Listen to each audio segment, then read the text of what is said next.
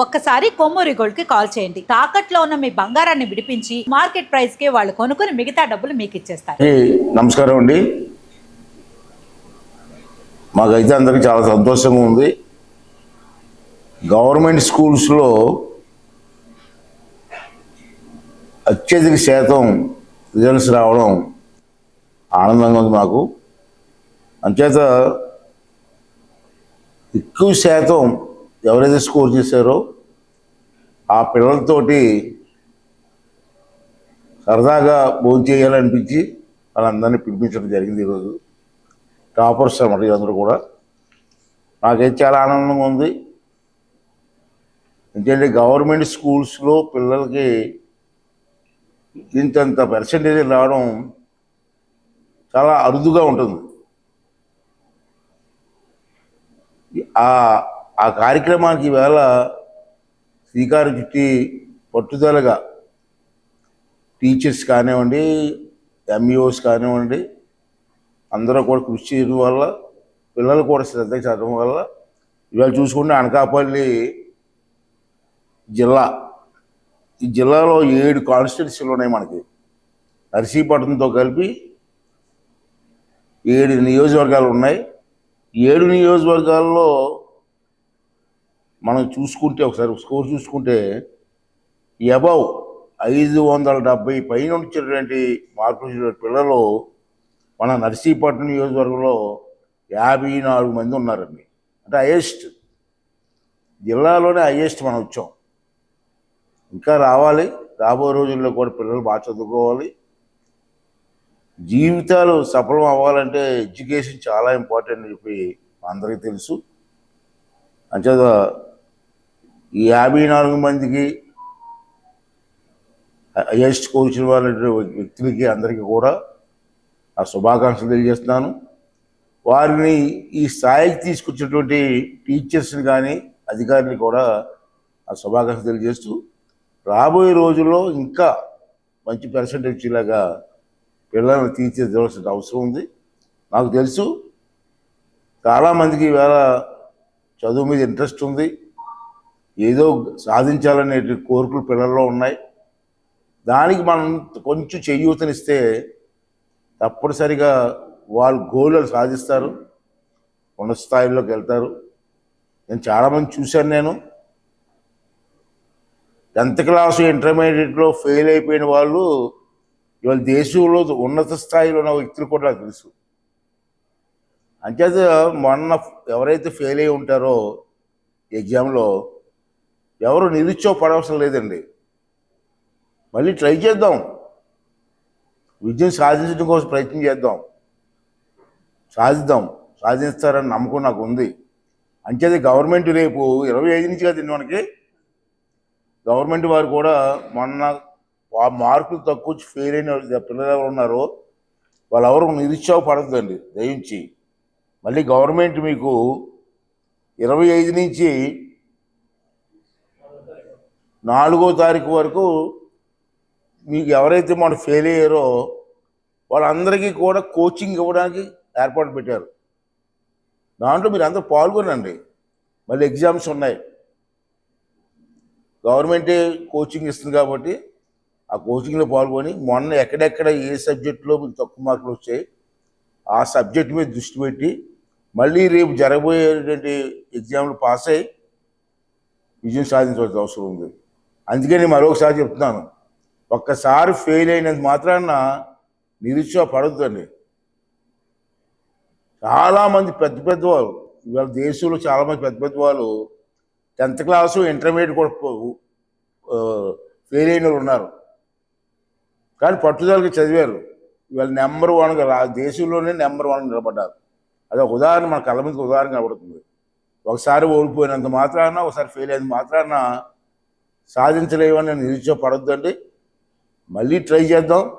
Try చేసి మంచి goals కొట్టి ఒక ఉన్నత స్థాయికి వెళ్దామని చెప్పి దానికోసం అందరూ కృషి చేయాలని చెప్పి మనం చేస్తూ, అలాగే టీచర్స్ కూడా నేను కోరేది ఏంటంటే ఆ పిల్లలు ఎవరైతే మొన్న ఎగ్జామ్లో తప్పారో వాళ్ళు స్వయంగా మీరే టచ్ చేసి ఒకసారి మేము ఉన్నాం, మీకు ఎందుకు మళ్ళీ లిఫ్ట్ ఇస్తామని చెప్పి స్కూల్కి తీసుకొచ్చి ఎగ్జామ్స్ ముందు 10 రోజులు మీరు కోచింగ్ ఇచ్చినట్టయితే మళ్ళీ సాధిస్తారు. వాళ్ళు నెంబర్ 1గా వస్తారు. దానికి కూడా మీరు అందరూ కృషి చేయాలని మనం చేస్తూ, ఇవాళ మీ అందరూ టాపర్స్, మీరు అందరూ చిన్నవాళ్ళు కాదు. 10th క్లాస్లో ఇన్ని మార్కులు మేము చదువుకున్నప్పుడు ఇన్ని మార్కులు రాలేదు మాకు. 10th క్లాస్ చదివినప్పుడు ఇన్ని మార్కులు మాకు రాలేదు. ఆ మార్కులకి సరదా పడిపోయారు మేము. ఈ మార్కులు చెబుతుంటే ఇన్ని మార్కులు ఎలా వచ్చేసారా బాబు అనిపిస్తుంది మాకు. జనరేషన్ కాదు ఇది, జనరేషన్ కాదు ఇది. ఎక్కడ ఎంత హైయెస్ట్ ఎంత వచ్చింది మాస్టర్ గారు మొన్న? 5,600కి.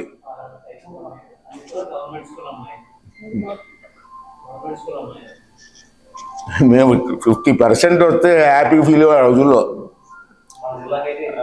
500కి 40 వచ్చి 40% మార్కులు స్కోర్ చేస్తే మాకు చదువుకున్నప్పుడు పెద్ద పండగ చేసుకుంటూ వాళ్ళం. ఇన్ని మార్కులు వచ్చేస్తానంటే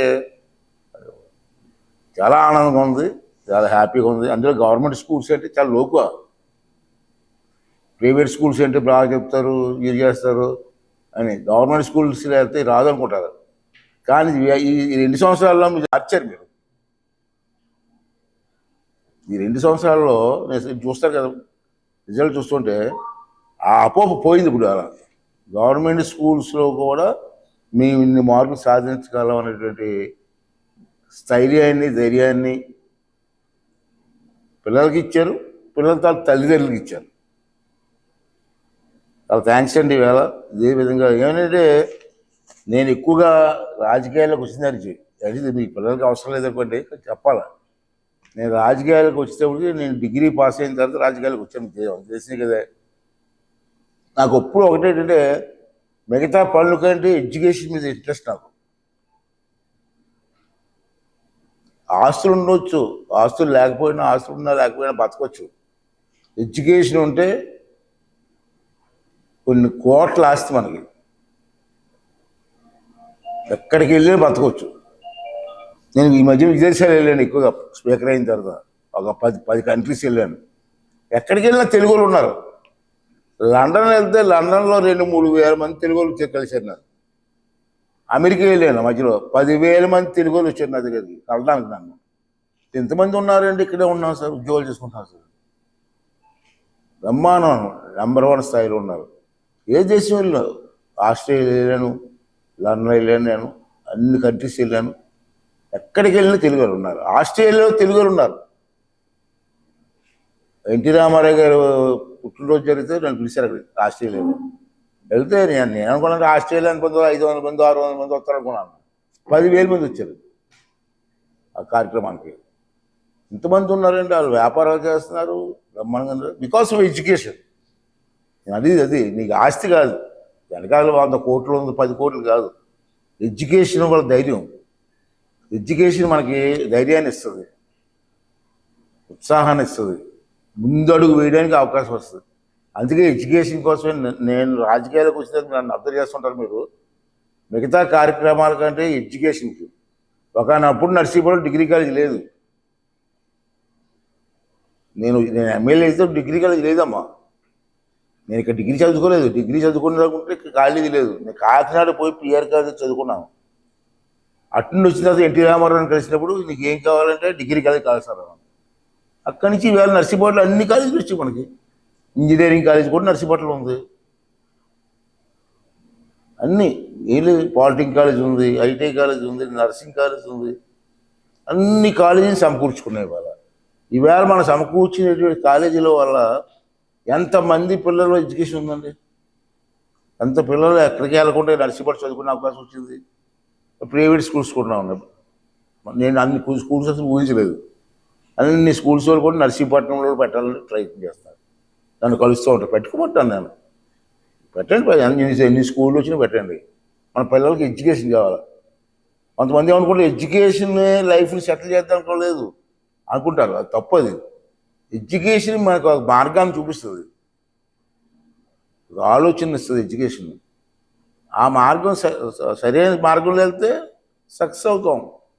మరి అది సరైన మార్గంలో వెళ్ళకపోతే ఓడిపోతాం, సక్సెస్ అవ్వలేము. అంతే ఎడ్యుకేషన్ మనది ముఖ్యం. కాబట్టి నేను ఎడ్యుకేషన్ కోసమే ఎన్నాళ్ళు నేను ప్రయత్నం చేశాను. ఇవాళ చాలా సంతోషం. నిన్న మొన్న అనుకున్నాం మేము పేపర్ చూసిన తర్వాత ఇంతమంది పిల్లలు బ్రహ్మాండ పార్కులు వచ్చి సరదాగా పిల్లలతో కూర్చొని భోజనం చేద్దాం ఒక గంట 2 గంటలు సరదాగా అని చెప్పి ఒక ఆలోచన వచ్చి వీళ్ళందరినీ పిలవడం జరిగింది. ఇంకా చాలా సంతోషంగా ఉంది. ఇంకా రాబోయే రోజులు ఇంకా పర్సంటేజ్ పెంచి నర్సీపట్నానికి ఓ ఎడ్యుకేషన్ సెంటర్గా, ఎడ్యుకేషన్ హబ్గా భారతదేశంలో ఒక చరిత్ర ఉండిపోయే విధంగా ఉండాలన్నది నా కోరిక. దానికి టీచర్స్ అందరూ కూడా సహకరించి పిల్లలు కూడా బ్రహ్మాండంగా మంచి ఉత్సాహంగా ఉన్నారు. చాలా బ్రహ్మాండంగా ఎగ్జామ్స్ రాస్తున్నారు. ఇది రిజల్టే ఆంధ్ర రాష్ట్రంలో రిజల్ట్ చూస్తేనే ఆశ్చర్యపోతున్నారు. నిన్న ఒకరు కలిసారు, 2 కలిశారు నన్ను నిన్న.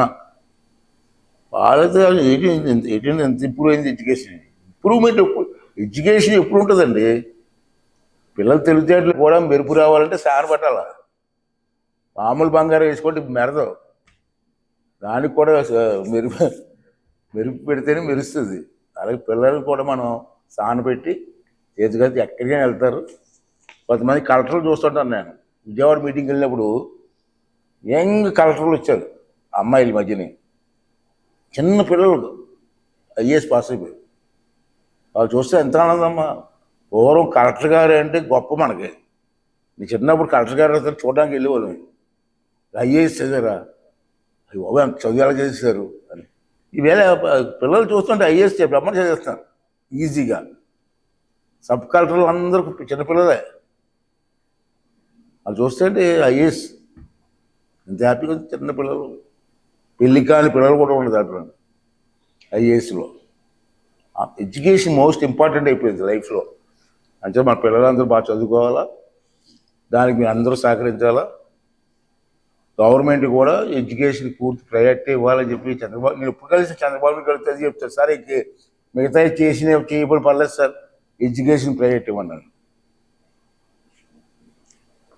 అప్పుడే దేశం కూడా బాగుపడుతుందమ్మా. కానీ మంచి సంతోషం లైఫ్లో. చాలా రోజుల తర్వాత ఇంతమంది పిల్లలు, బాగా చదువుకున్న పిల్లలు, మంచి స్కోరింగ్ చేసి పిల్లలతో కూర్చోబోతేయడం కూడా అదొక అదృష్టమే మాకు. కొంతమంది ఏమనుకుంటారండి, మాతో కూర్చొని అదృష్టం అనుకుంటారు. మాతో కూర్చుంటే ఏముండదు. ఈ చదువుకున్న పిల్లలతో కూర్చుంటే ఒక ఎడ్యుకేషన్ ఆనందం అది వేరు. మరి ఈ అవకాశం తీసుకోవడం జరిగింది. అందరూ మీరు వచ్చినందుకు మా పెద్దలందరికీ మా నమస్కారాలు. పిల్లలకి నా ఆశీర్వాదం తెలియజేస్తూ ఇంకా బాగా చదివి మంచి స్కూల్ చదివి రాబోయే రోజుల్లో మంచి పొజిషన్లో ఉండాలి. మీరు మంచి పొజిషన్లో ఉండాలి, అది నా కోరిక. దేవుడి వల్ల తప్పనిసరిగా జరుగుతుందని ఆశిస్తూ మీరు కూడా కృషి చేయాలని కోరుకుంటున్నానమ్మా. Thank you.